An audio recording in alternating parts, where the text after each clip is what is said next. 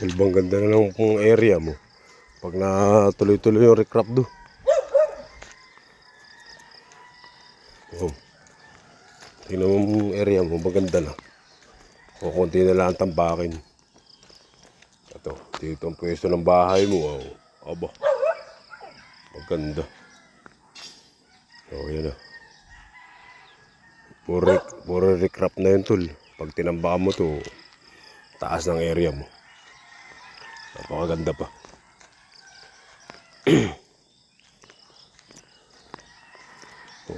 Wala ka lang masasabi diyan baga ito yung natambakan mo. Tapos nabakuran mo yan.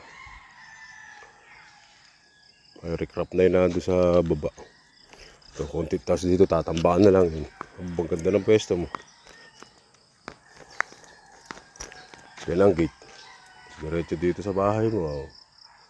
Laki ng area mo.